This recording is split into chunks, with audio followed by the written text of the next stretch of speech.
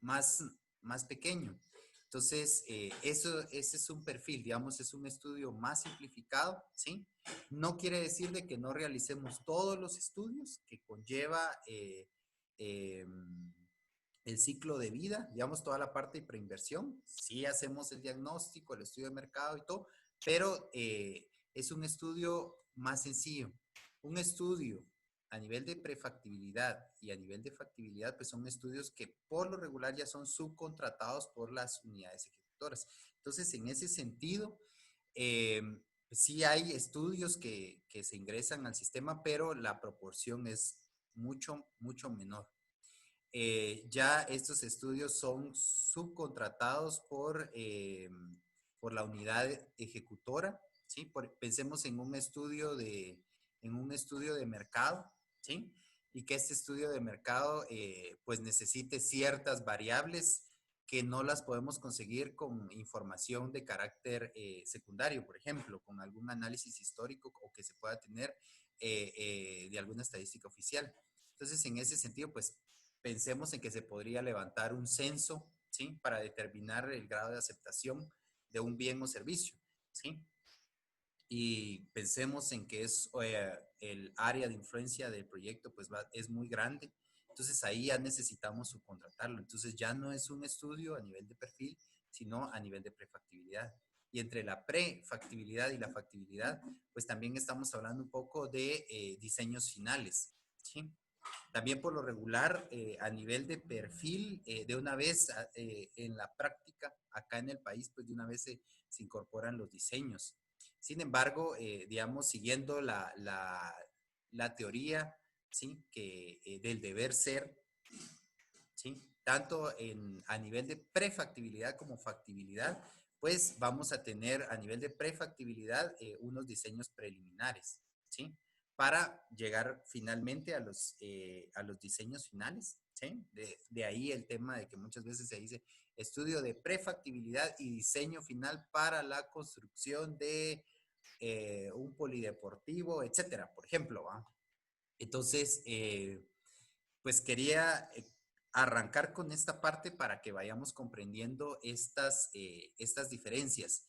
Voy a compartir la presentación del estudio de mercado, si no hubiera algún comentario que quisieran realizar, compañeros. Eh, Tal vez, bueno, no sé, los compañeros, bueno, tal vez por la hora no quieren participar, pero bueno, solo tal vez es recalcar, ¿verdad?, de que lo que decía Gary, con la información a nivel de perfil, pues es información de fuente secundaria, y a nivel de factibilidad es con fuente primaria. Por eso es que decimos nosotros que los proyectos no se hacen desde el escritorio, sino que se hacen allá en donde esté la necesidad sentida. Se acuerdan de que cuando nosotros ya vimos toda la parte del diagnóstico y decidimos qué alternativas y ya le dimos nombre, vuelvo a repetir a esta criaturita, que es el proyecto ya bien definido de acuerdo a las normas SNIP, ya empezamos ahora a formular el proyecto de acuerdo al nombre que nosotros identificamos desde el inicio. Entonces, por eso es que ahorita ya empezamos con todos los estudios, ¿verdad? ¿Es así, compañeros? Solo no se amontonen en hablar. Entonces, empezamos ahorita ya con los diferentes estudios, porque por eso se llama formulación y evaluación, porque empezamos a formular y cada uno de los estudios nos va dando el ok, ¿va? O pase, si pase, porque para esto es la formulación. Porque tan solo si un estudio miramos nosotros que no es el más aconsejable, ahí la dejaríamos, porque vamos a seguir con los demás estudios. Por eso es que Gary va a empezar a explicar lo que es el estudio de mercado, la importancia que tiene ese estudio, ¿verdad? Porque no importa si es proyecto privado o proyecto social, el estudio tiene que ir. Si es una carretera, si es una escuela, si es un centro de salud, que son la mayor parte de proyectos que nosotros vemos, ¿verdad? La tipología que nosotros tenemos allá contemplado en el sistema. Entonces, igual, porque a veces nos dicen, ¿por qué vamos a hacer el estudio de mercado si es una carretera, por ejemplo? Entonces, sí tenemos que hacerlo porque tenemos, dependiendo de qué tipo de carretera es también, ¿no? Porque hay tipos de carreteras vamos a ver el estudio de mercado, qué tipo de vehículos pasa, de cuántas toneladas, o si es un adoquinamiento, si es de una comunidad, pues ahí no pasan tal vez vehículos pesados, pero sí pasan los de las bicicletas, los distribuidores de insumos para consumo, ¿verdad? Entonces, eso lo tenemos que definir acá. Y también lo importante es de que, como les decía, se hacen muchos proyectos y el que menos sabe es el usuario. Entonces, aquí es donde nosotros vamos a determinar esto. Entonces, solo para dar la introducción, porque, como les digo, si tuvieran alguna duda, por favor, no sé si saben todo o no lo entienden, pero o sí lo entienden, pero no nos preguntan, y a nosotros con Gary sí nos preocupa esta situación porque no nos dicen estamos bien, estamos mal, entonces que nos digan a nosotros también, ¿verdad? De por favor participen sin ninguna pena, no lo sabemos todo, pero ahí vamos a contestando las preguntas entre todos nosotros, ¿verdad? Gary, entonces empezamos. Sí, muchas gracias. Igual allí les anoté algo en el chat. Igual si nos quieren dejar algún comentario y todo, pues por ahí también lo podemos hacer, ¿verdad? No sean tímidos. Gracias, Ani. Eh, Ani mencionó un tema bien importante y quiero decirles también de que desde que comenzamos a ver la parte del diagnóstico, cuando nosotros hicimos eh, el análisis de los involucrados, recordarán en una de las primeras sesiones, pues nosotros hablábamos de la importancia de que se tenga aceptación de ese proyecto en esa comunidad, en esa área de influencia en la cual el proyecto va a beneficiar o va a producir los bienes o servicios para los cuales fue creado. Entonces, en ese sentido, pensemos en que el proyecto pues no tiene aceptación, ¿sí? No tiene aceptación por parte de la comunidad. Desde allí nosotros podemos decir, miren, este proyecto pues, como muchas veces decimos ahí en CGPlan, pues ya nació muerto, ¿verdad? ¿Para qué voy a seguir yo haciendo, por ejemplo, un estudio de mercado, que es el tema que a nosotros nos ocupa el día de hoy? Si no hay aceptación por parte de los posibles beneficiarios que se han identificado, digamos, preliminarmente dentro del diagnóstico. Porque, ojo, a veces uno identifica a esos beneficiarios y todo. Hay una problemática que también forma parte del diagnóstico, ¿verdad? Hay una problemática que está correctamente identificada. Sin embargo, en la comunidad pues no quieren eso, o sea, no es su prioridad. Sí, yo recuerdo que les colocaba ahí un ejemplo y eso es algo muy clásico que sucede, que posiblemente falta algún servicio de salud, por ejemplo, ¿sí? Hay muchos niños que se enferman, ¿sí? En la comunidad de diarrea, etcétera, ¿sí? O el nivel de analfabetismo es muy alto, por ejemplo. Y entonces uno prioriza que es necesario un proyecto de escuela, por ejemplo. Pero la comunidad lo que quiere es un salón comunal, ¿sí? Porque en el salón comunal se realizan las fiestas de la comunidad, los 15 años, ¿sí? De pronto algún entierro, algún velorio, etcétera. Entonces son centros donde la gente está socializando. Y de pronto, y no sea una prioridad para el país, pero para la comunidad sí lo es. Entonces ahí es donde entramos a ver esos casos donde cuando uno analiza lo que realmente necesita la comunidad, pues uno determina y dice, bueno, ya no vamos a hacer este proyecto del centro de salud porque no tiene aceptación por parte de. Necesitamos hacer otros proyectos que tengan que ver con temas de concientización previo, ¿sí? A que ya podamos introducir ese tema, por ejemplo, ¿verdad? Son cosas que se van viendo allí en el camino. A ver, dice, nos preguntan, buen día, esa presentación la enviaron, al menos yo no la tengo, no sé si los otros compañeros la recibieron. Sí, la enviamos el día de ayer, la presentación. Si gustan, yo igual se la puedo reenviar a la licenciada, ¿sí? Entonces, a ver, ya para que tengamos más que nada un conversatorio más allá de una presentación magistral, en el estudio de mercado, lo que nosotros como CGPlan, ¿sí? Ojo, y aquí sí voy a ser un poco enfático en esto, como CGPlan, dentro de las normas SNIP, lo que nosotros pedimos, ¿sí? Es que se describa en el documento del proyecto, ¿sí? En el estudio de mercado, en qué consiste ese proyecto, es decir, que lo vayamos explicando, ¿verdad? Un párrafo, en qué consiste, para que uno sepa a qué se está refiriendo el proyecto, ¿sí? Un tema vital en el estudio de mercado es que se haga una correcta identificación de la oferta y la demanda, ¿sí? Para eso nosotros nos basamos de información histórica, por lo regular. ¿Por qué les digo yo que nos basamos en información histórica? Pues necesitamos una línea base, ¿no? Y por allí los compañeros que están como un poco más metidos en este tema de estadístico y todo, pues sabemos que necesitamos tomar un año de referencia o un año base para poder hacer análisis, ¿sí? De tendencias eh, de cualquier tipo, ¿sí? Y eso no excluye a los análisis que nosotros hacemos precisamente en nuestros estudios de mercado. Entonces, por ejemplo, acá dice, les voy a leer esta parte, dice, estudio de mercado, determinar la existencia de una necesidad insatisfecha en el mercado, ¿sí? Sea de bienes o servicios que una población en particular estaría dispuesta a consumir o recibir. Permite generar información cualitativa y cuantitativa para la toma de decisiones. Muy bien. Eh, Nosotros preliminarmente ya hicimos en el estudio del diagnóstico, ¿sí?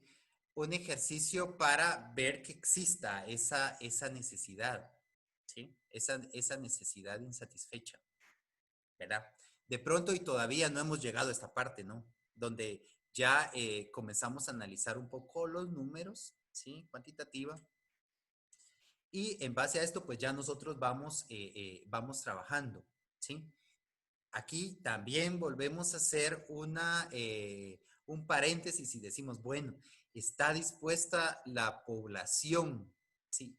A beneficiar, a recibir este bien o servicio o no? ¿Sí? Entonces ya aquí podemos ir entrando un poco más a detalle, ¿sí? Para conocer qué es lo que el posible usuario piensa de este bien o servicio que nosotros queremos eh, hacer llegar a la comunidad. Entonces, vean esto. Aquí tenemos el análisis de la población objetivo y pues acá simplemente lo que nosotros hacemos en cada una de estos párrafos es ir discriminando, ¿sí? A través de un universo, ¿sí? Por ejemplo, a mí me gusta explicar esta parte con, eh, con diagramas de Venn, ¿sí? Con conjuntos. Veamos, la población de referencia sería nuestra población universo, ¿sí? La población afectada y no afectada, digamos, quiénes realmente son los que tienen esa problemática sentida, ¿sí? Es posible que dentro de esa población afectada yo solo vaya a poder beneficiar a cierta cantidad de personas, ¿sí? Entonces ya se vuelve un subconjunto, ¿verdad? De esa gran población de referencia que puede ser, por ejemplo, una comunidad, ¿sí? Y de esa comunidad yo puedo beneficiar, por ejemplo, pensemos en una escuela, ¿sí? La población afectada sería, de la comunidad serían los niños que están en edad escolar, ¿sí? Pero que no están asistiendo a clases o son irregulares, etcétera, etcétera, etcétera. Entonces yo puedo llegar a una población objetivo a decir realmente quiénes serían los que sería mi público a beneficiar, ¿sí? Sí, Podríamos tal vez decir acá ahí, también, perdón, Ani, dime. no, tal vez solo aclarar, ¿verdad? También de que nosotros hemos tenido mucho problema a la hora de identificar a la población beneficiaria en los documentos de proyectos, porque a veces nos ponen a toda la población.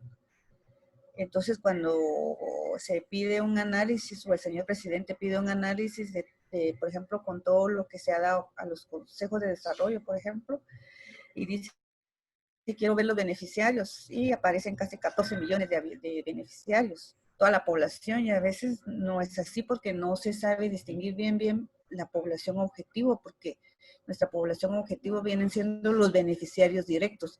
Y ahí está la población que lo vamos a ver más adelante, que se proyecta, porque estos son una población que en un futuro, cuánto van van a necesitar de ese bien, ¿va? O de ese servicio. Entonces, por eso es que nosotros tenemos que tener el cuidado o no nosotros, sino los que formulan, determinar bien la población objetivo, no poner a toda la comunidad. Y como bien decía Gary, por ejemplo, en una escuela, ahí si son 3 aulas, según el Ministerio de Educación, dependiendo, tienen áreas por salón, ¿verdad? ¿Cuántos niños pueden estar en un salón de acuerdo a un área? Entonces, por ejemplo, si son 30 niños en cada salón y si van a construir 3 salones, son 90 niños, por ejemplo. Entonces, esos son nuestra población objetivo, ellos son los beneficiarios directos. Entonces, no es toda la comunidad, sino son los niños, ¿verdad? Que están en edad, dependiendo si es primaria o preprimaria o secundaria o telesecundaria. Entonces, es así como nosotros vamos definiendo nuestra población. Entonces, es muy importante este análisis de la población. Correcto. Gracias, Ani. Y de hecho, miren, este tema es tan importante porque cuando nosotros estamos identificando esa población, ¿sí? Objetivo acá, esos beneficiarios directos, eso a nosotros nos sirve más adelante cuando hacemos nuestra evaluación financiera, cuando tenemos que llegar a un costo unitario de poder elaborar este proyecto. Resulta que los datos son totalmente, o la información, mejor dicho, es totalmente irreal cuando a mí me dicen que la población objetivo, por ejemplo, siguiendo este ejemplo de, de la escuela o de la construcción de 3 aulas más, por ejemplo, que podría ser una ampliación en todo caso, eh, me dicen, mire, la población objetivo son las 10,000 personas que están en esa comunidad. No, no son las 10,000 personas, porque no son las 10,000 personas las que van a llegar a la escuela, ¿sí? Son específicamente los niños que van a estar en edad escolar y que en efecto estén llegando a estudiar, ¿sí? Yo mencionaba cuando veíamos el diagnóstico que cuando estamos nosotros diseñando en el Estado, lamentablemente lo hacemos cuando ya la capacidad está cubierta, digamos, en relación a las aulas, ¿sí? De una escuela en particular. Entonces, venimos y diseñamos para desfogar el, la cantidad de niños que se encuentran hacinados y que no tienen las condiciones adecuadas para poder recibir sus clases.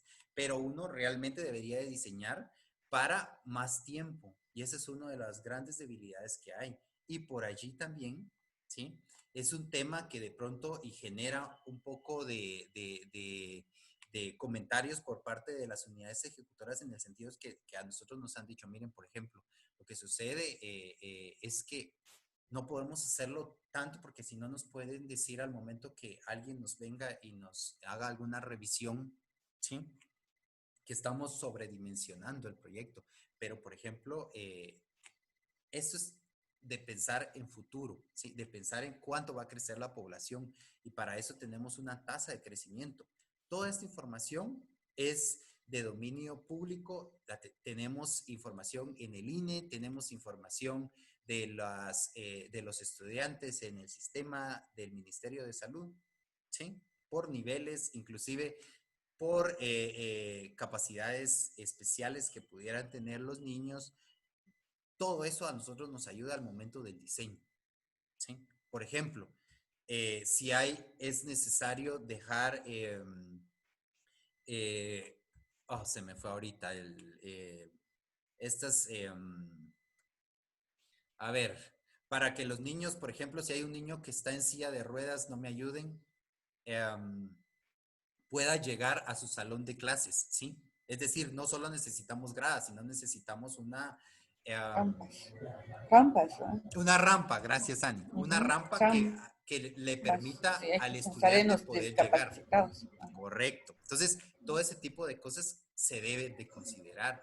Pensemos en que tenemos eh, un niño que sea no vidente, ¿sí? Entonces, ¿cuál es el diseño que se debería de ajustar para que, digamos, el niño pueda llegar a recibir sus clases? Entonces, todo ese tipo de cosas se ven en el estudio técnico, ¿sí? Y que están contemplados dentro de las normas SNIP. Pero bueno, quise hacer ese comentario de la población objetivo porque eso es muy importante. Sí, tenemos que tener una adecuada identificación de la población objetivo. Hablábamos también de la oferta y de la demanda. Acá hay un ejemplo, lo voy a pasar por temas de tiempo, ¿sí? Donde está, digamos, el gran problema, la población de referencia, la población afectada y la población objetivo. ¿Se recuerdan que la población de referencia nosotros la veíamos como el conjunto universo, si lo quisiéramos ver como un conjunto de Venn matemáticamente hablando? Creo que eso nos ayuda un poco a poder ir discriminando el tipo de población al que queremos llegar, ¿sí? Ok, acá tenemos un poco de horizonte de evaluación que lo vamos a ver más adelante, ¿sí? Pero quiero que veamos la parte de la demanda y la parte de la oferta. ¿Alguien nos quisiera compartir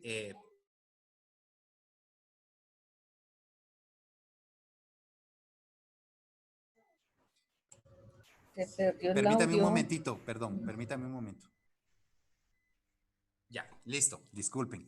Eh, ok, entonces les decía, en relación al tema de la demanda, ¿sí? Dice, conocer la demanda por el bien o servicio permitirá encontrar el tamaño óptimo del proyecto. Este análisis consiste en identificar y proyectar los servicios demandados a lo largo del horizonte de evaluación.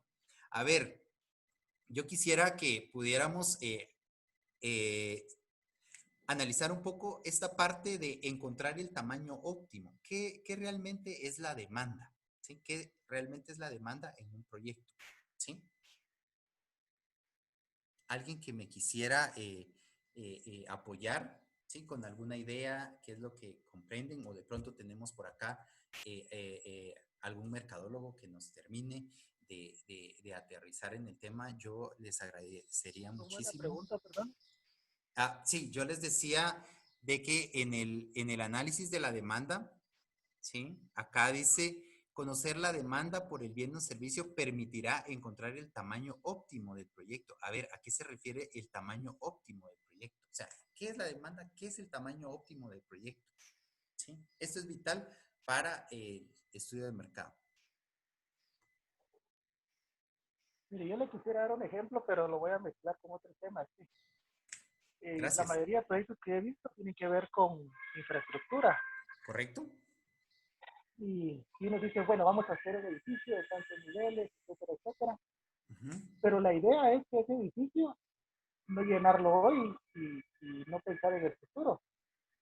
Uno tiende a pensar, vamos a dejar un nivel para crecimiento en 2 años, 3 años. O una Ajá. escuela vamos a hacer más escalones porque la población sigue creciendo. Correcto. Yo el problema que he visto que tiene que ver con esto de la demanda es que si uno piensa mucho a futuro, después dicen que el proyecto fue mal hecho o incluso que hay corrupción, ¿no? Porque no era lo que se necesitaba. Entonces yo también manejo esta duda que es óptimo porque si uno piensa a futuro en el crecimiento, también se vuelve problema. Correcto.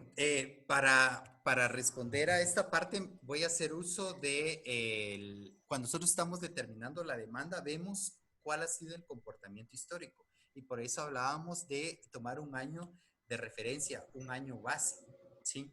Y entonces, en base a ese año de referencia, yo vengo y ya comienzo a diseñar. Y yo sé de que un proyecto en 20 años posiblemente va a cubrir lo que yo estoy dimensionando, ¿sí? En mi proyecto. Ojo con eso, porque, por ejemplo, cuando usted viene y analiza la demanda, ¿sí? Y le dice de que el crecimiento es del 1.5% y usted dice voy a hacer 10 aulas, a ver, entonces aquí tenemos un problema de interpretación de resultados, porque entonces usted dice, ¿por qué voy a diseñar tantas aulas si realmente mi tasa de crecimiento en los últimos 10 años ha sido tan baja? ¿Verdad? Entonces, ese es el tema.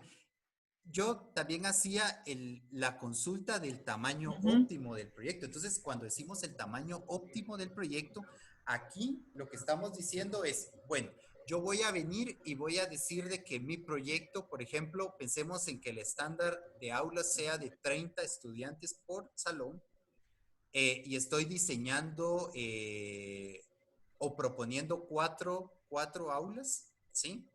4 por 3, 12, 120 estudiantes. Ese sería el tamaño que yo estoy definiendo para mi proyecto, ¿sí? Pensemos en que Sí, fuera... y tal vez, Dime, Ana. no, y tal vez aquí, ¿verdad? De lo que decía el licenciado. Lo que pasa es de que por eso es que a veces tenemos problemas porque como no pensamos en el futuro, ¿verdad? Pero recordarles también que este es el deber ser, ¿verdad? Es el deber ser de que nosotros como proyectistas, este es lo que tenemos que proponer y decir y hacerlo, porque tenemos que pensar en el futuro, ¿verdad? En lo futuro, por eso nos dicen proyectistas, porque estamos proyectando ese futuro de acuerdo a una realidad actual y de acuerdo a una realidad histórica. Porque es cierto, los que no saben tal vez de proyectos dirán, ¿y por qué, como dice el licenciado, hicieron más?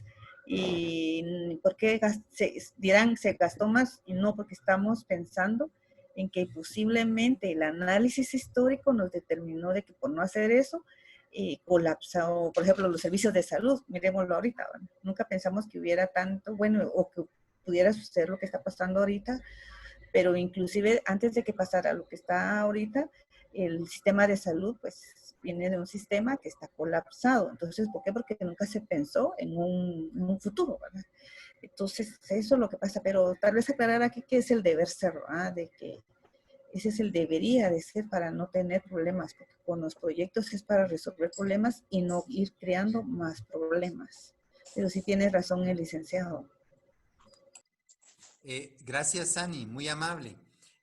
Bueno, entonces, ahí estamos con la parte de la demanda, ¿sí? Y con la parte del tamaño óptimo. Yo quiero que veamos entonces la Pido la oferta. palabra, Sí, por favor, pido la palabra. por supuesto. Eh, Mire, esto del mercado tiene una influencia muy significativa en la política de gobierno, porque uno de los problemas que hubo fue la adopción del modelo neoliberal en 1997-1998, cuando cambian la nueva ley del Ejecutivo y influyen en los sistemas de planificación del Estado. Entonces, mucha de la infraestructura se esperaba que fuera la iniciativa privada la que fomentara el desarrollo y que el Estado solo iba a ser un facilitador. Sin embargo, el modelo no funcionó, ¿verdad?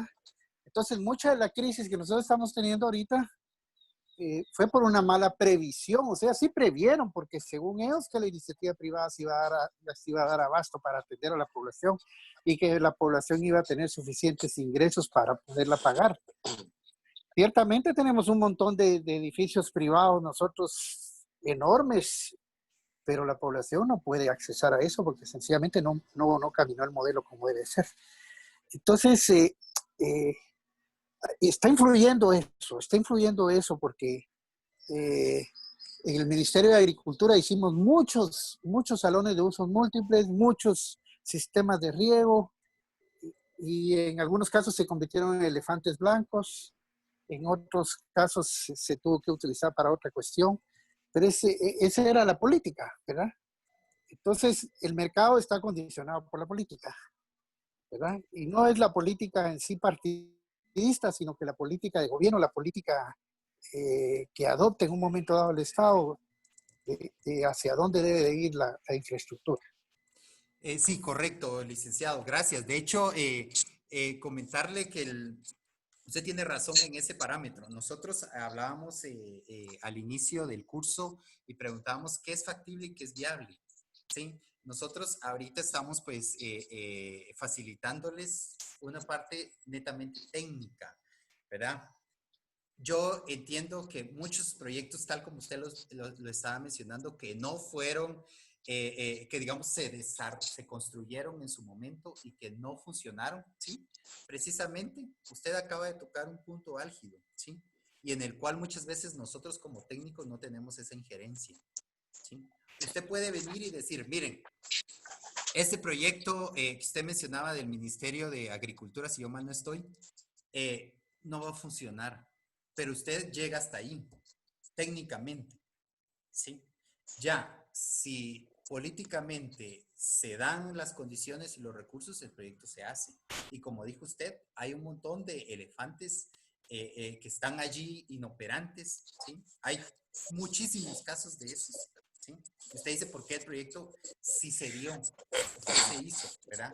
Muchas veces es esa injerencia política. Nosotros aquí estamos viendo un tema de carácter técnico, ¿verdad? Un tema que muchas veces, no muchas veces, que en un 99.9% difiere, ¿sí? De la visión política que se pueda tener. Digamos, en ese sentido nosotros llegamos hasta allí, ¿verdad? Ya que se haga o que no se haga ya es otra cosa, pero usted lo deja documentado. Si no, vea cuántos casos hay de personas que en algún momento hubo un problema en la formulación, en la planificación, y están allá en algún preventivo, ¿sí? Porque no se cumplieron con las estipulaciones. Pero digamos, uno como técnico llega hasta allí, ¿verdad? Entonces, usted tiene mucha razón en ese sentido, pero tal vez sí aclarar un poco el tema de que nosotros estamos enfocados en un aspecto completamente de carácter técnico, ¿verdad? Ya que se dé o no se dé, ya la decisión no tiene injerencia, no tenemos mucha injerencia en ese sentido. Nosotros solamente damos una recomendación técnica, ¿verdad? Inclusive Segeplan solamente da una emisión de opinión técnica. ¿Por qué es una opinión técnica? Porque lo que sucede después ya va a depender de otras variables, ¿verdad? Inclusive pasa a nivel privado. Ok, tenemos menos de un minuto. Si se corta, pues nos volvemos a conectar para la última parte de la sesión, compañeros. Yo le agradezco mucho la intervención al licenciado Tulio Muñoz. A ver. Gary, también lo que es muy importante para poder analizar tanto ¿me escuchan? Sí, sí, le Sí, escuchamos. algo muy importante para analizar no solo la oferta y la demanda son los sistemas de información. Pues ayer escuchaba una conferencia